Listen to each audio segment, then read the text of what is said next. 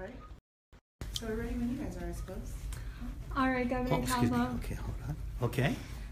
Okay, so the legislature vetoed or overrode your veto for Bill 58. What's your reaction? Well, obviously I'm disappointed. If I had saw any iota of speeding up the process of building Simon Sanchez when the bill was presented to me, I would have signed it. But it doesn't take a rocket scientist to figure out that, and even Senator Adam mentioned that 79% of the work had been done. But when a process has been moving forward, obviously there's been a lot of, unfortunately, protests put by one construction company.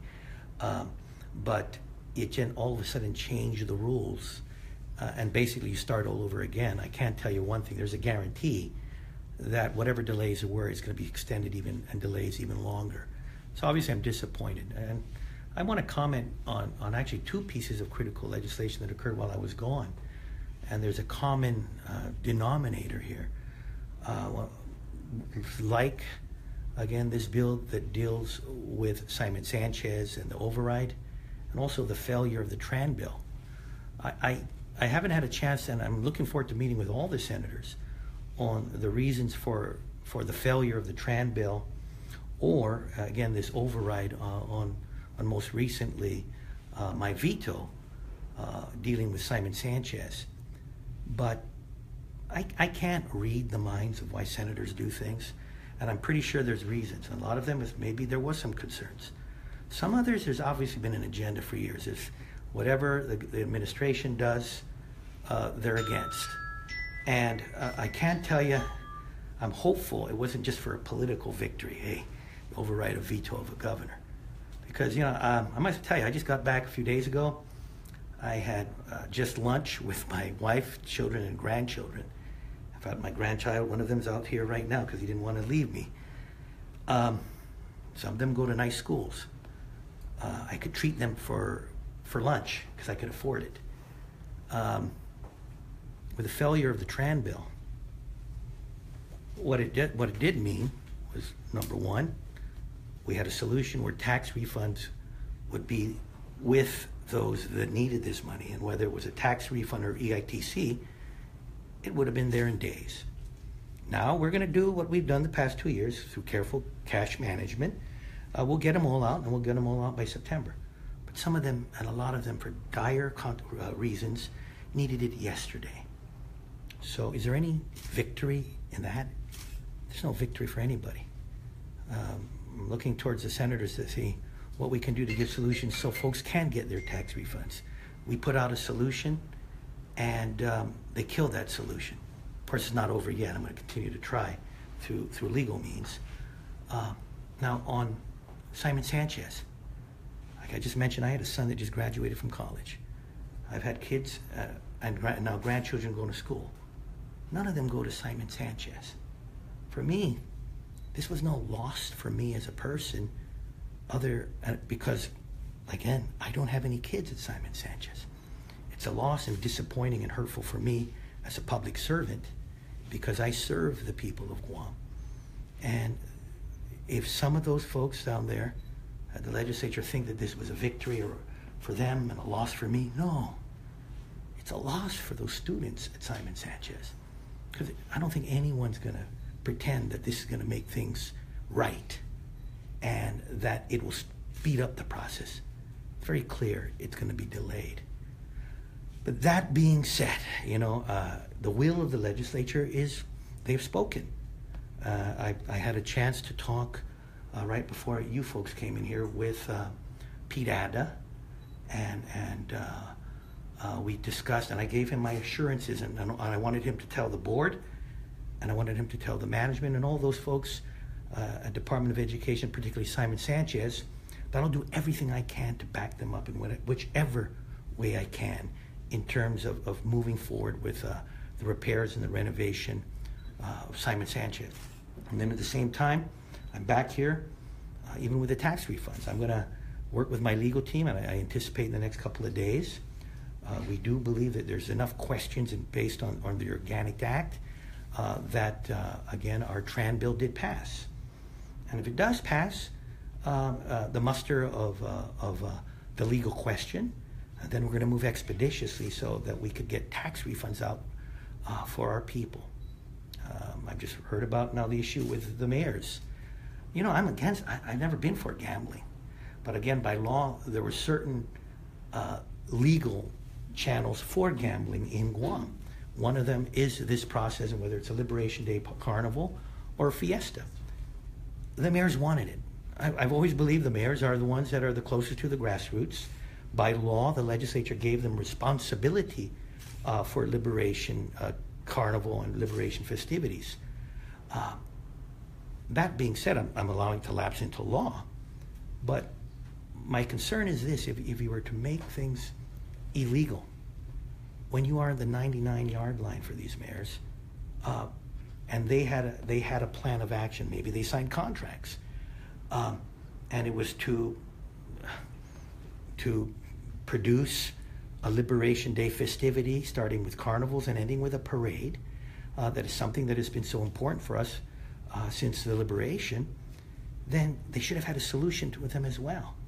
But for them to be cut between the legs, or have the carpet pulled out for them, do the senators have an answer to that? I am going to meet with the mayors. I haven't met them yet, but I'm going to do whatever I can to ensure that this Liberation Day event or festivities, both the carnival and the procession, that they move smooth in the future. We don't got much time, so I anticipate meeting with them, and I'll see whatever I can do to help them. So I've been gone a short time.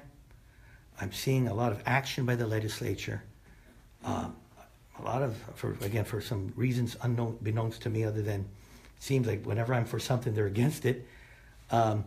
It's caused some issues, and whether it's getting tax refunds on time or earlier, it's on a Liberation Day festivities, or in repairing Simon Sanchez. Things have changed dramatically. Now what we have to do, and this is where I'm going to sit down with the legislature, any senator who would like to sit down with me and see what we can do to solve and resolve the issues, whether it's in Simon Sanchez, or it's on getting tax refunds back to the people, or it's ensuring that our families can enjoy Liberation Day and also enjoy the carnival that we've all grown up with. Okay, and speaking of Simon Sanchez High School, I know you just wrote the letter. Can you tell us a little bit about the letter to the Attorney General? I think it's important. She's been strangely silent in all this. For me, I've been distant from this. If you take a look at the law and look at those responsible for movement forward with the procurement, we've had 2 lawyers from the Attorney General's office from the very beginning. Many people were taking legal advice from the Attorney General. And obviously, the Attorney General also, if you see my correspondence, we do believe that this was a very important project and looking towards her exercising her authority. But that being said, that letter I sent to her just yesterday, the world has changed. And there is now a new law. It's now even more important for the Attorney General because of the complications of a process following rules and laws and procedures that have gone this far, that she weighs in and does not remain silent on how we move forward from here. And I gave some recommendations to Mr. Addett. Talk to your Attorney General. She's been with you from the beginning. Look at the legal advice that her people have given us. Now we're here, and now there's a new law. Where do we go from here? Obviously, the new law is completely different. So, if no other complications, you got to start from ground zero now. But that being said, we aren't starting from ground zero because so much work had gone into it already. So I think that's why it's so important that the Department of Education get together with our attorney generals, get together with the key stakeholders. And I think DOE is taking the lead on this now. And again, for me, I'll be the biggest cheerleader for the Department of Education, and I'll look at whatever resources that we can to assist them in ensuring that Simon Sanchez, there's some forward movement in either the renovation, repairs, or the construction of the facility. Earlier this year you took issue with Technical Gateway's decision on the trash trucks, the procurement. On which one? Well, the trash trucks. Oh, yes. Procurement of with the receiver. I guess your letter to the Attorney General asking her to step in. I guess you see similarities in that. Do you think is well? The Attorney General and I agree on certain things, and we don't agree on certain things. Obviously, I had some issues with the whole handling of the receivership for solid waste because it was clear, particularly to procurement, that certain folks weren't following local law. And I did not, and of course there was no contravention. If you saw a conflict of federal law and local law, then I can understand a judge making a decision to go a certain route. But for expeditious sake to move forward and completely go away against the procurement process of law that's been enacted by our government for expeditious reasons, the ends justify the means. So I think the Attorney General, should look into this matter. Obviously, I have my concerns on how things have been done with the handling of our solid waste authority. We have a receiver that has overspent by about $100 million on what was originally budgeted for closing ORDOT and opening a new landfill. There were provisions in the bond indenture, the supplementary bond indenture, that were very clear on where were priorities. And priority was reimbursing the general fund before acting and investing on non-consent decree items. So also a decision was made by the judge and the courts that money would be withheld and not utilized for reimbursement to the general fund. So what I have seen in solid waste has been a contravention of a supplementary indenture, basically in conflict with what a bond said, at least on the supplemental indenture, by a decision by the court, and then a decision by the court to not follow local law. Now you triangulate that with overspending by $100 million. This is going to have consequences to the people of Guam. Now a decision is going to have to be made as we move forward, and hopefully receivership ends in December. Do we how obviously for paying for power or for paying for water, there's a rate setting process, and usually go through either the Consolidated Utilities Commission, then to PUC, and usually it's paying for a service, right? Your power and your water, what you're paying for is a service, and it's all on that fee. But as a result of how the court has moved with the receiver, they've hopelessly overspent. And right now, the current fee structure is not adequate if that's the only source. That is why they've had to withhold money that should have been reimbursed to the general fund in order to make up for the shortfall in whatever purpose the judge saw fit, plus hold money for outside consent decree items, plus hold money for future projects such as additional sales. So a decision has to be made. And I have concerns too.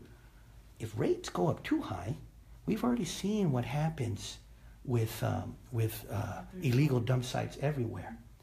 Now, because of the overspending of the receiver with the acceptance and the affirmation by the judge, we have now a situation where rates can't pay for it. But now, that being said, once we take over, I just don't believe if we raise all those rates, it'll solve the situation, because people just dump. So now we have to make a decision. What will that social policy be? Will the general fund have to continue to subsidize Solid Waste Commission and the Solid Waste Board for what I consider the overspending of the receiver with the acquiescence of the judge? So that is something that we're going to have to deal with, and it may mean that the general fund will have to absorb it in the future, because we are doing it right now. But that being said, I think it has to be put in policy, and how and where that resource will come to fund solid waste operations. That's something for us in the legislature to work with. I'm still lost. I'm not too sure how we're going to get it done, because I don't care how efficient we are moving forward once we take over. The sin has already been committed. The spending has already been occurred. There is this debt that has to be paid. So that is something that I look forward to working with the legislature.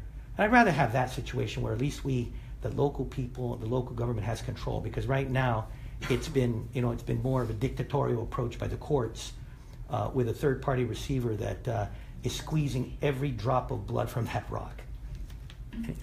Speaking of... Mm-hmm. Okay, going back to Simon Sanchez. Oh. The letter that you sent is similar to a letter sent Oh, yeah. several months back. Because it is... You don't deny that, though. What's... No, it doesn't deny, just did not respond. So what I'm concerned is, there's certain responsibility. And by the way, you understand, I am not part of this. I am, as a governor, I think I have a moral responsibility, because if you take a look at who the parties are when it came to moving forward with Simon Sanchez, you have Department of Education, you have DPW, you have the Attorney General's office, you have those that were by law involved in the moving forward of this procurement. And if I can recall, the Attorney General's office has been there from day one. So for every criticism, for every critique, actually I think there was even an acknowledgement, and they decided to move forward with the issues that were brought up forward in the complaint, in the protest. It sure appears that the people that were moving on this thing, that they had the go-ahead by the Attorney General's two attorneys that everything was going fine.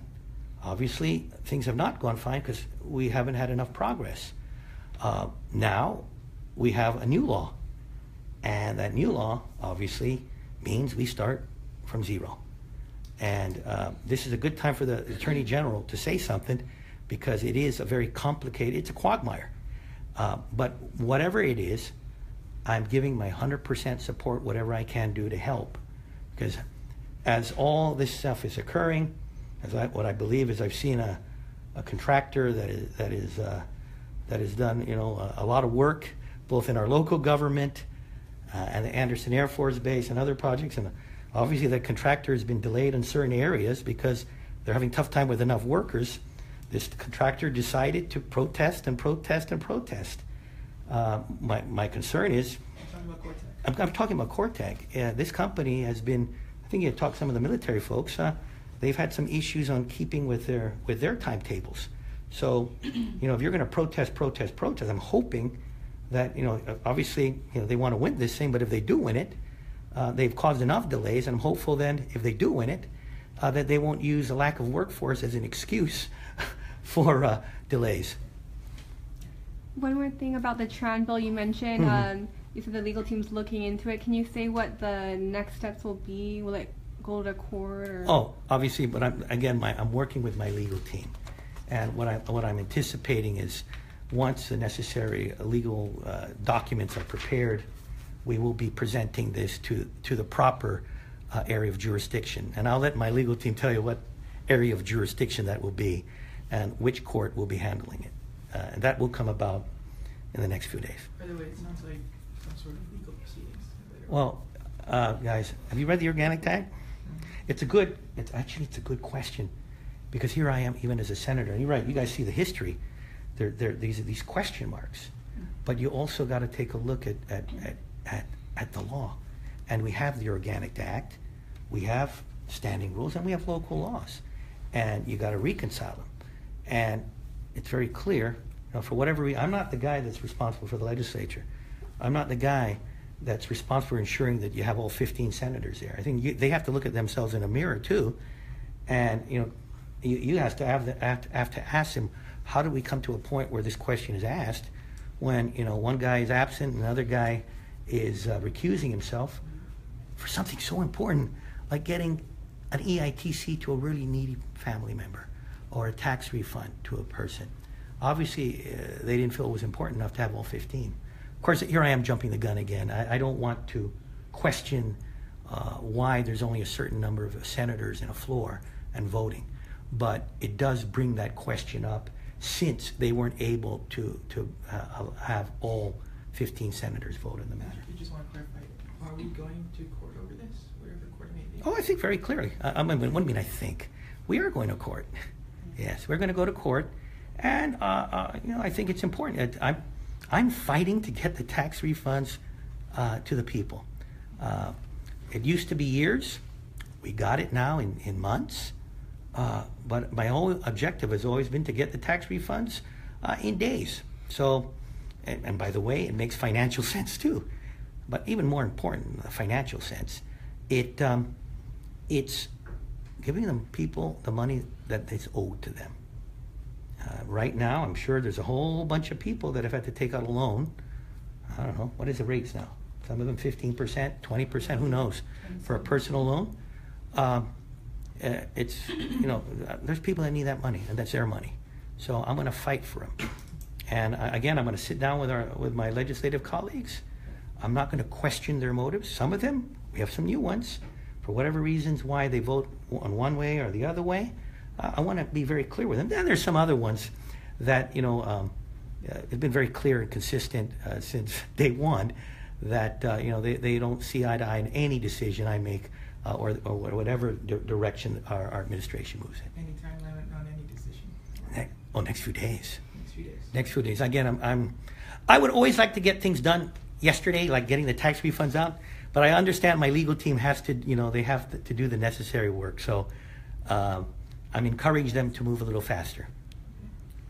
It's kind of late that GoFund was about $10 million behind on payments to the retirees' health insurance. I think that's been reduced in the last. Yeah, it's just I think more of a cash flow issue. I think if you take a look at by the way, I don't know when it's going to come out, but we're going to have a slight surplus for operational surplus for the fiscal year. So maybe about 13, 14 million, something around that amount.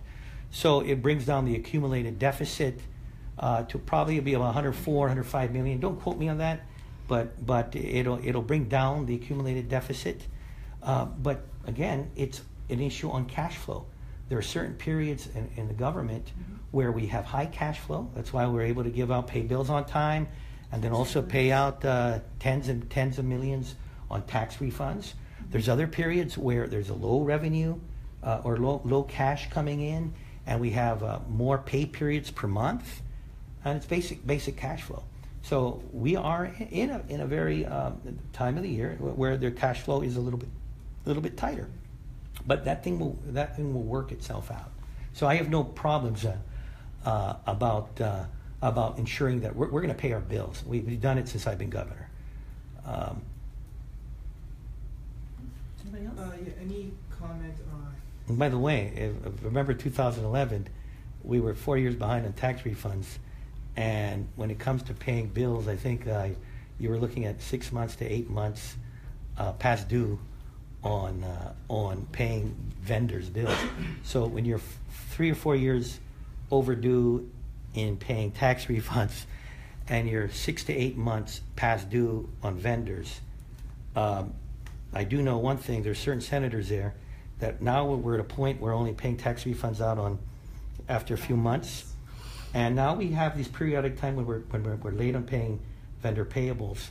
Well, I think those same senators, how we got to this improved state now, there's a consistent message here. There are certain senators, B.J. Cruz is one of them, that have been consistent from the very beginning.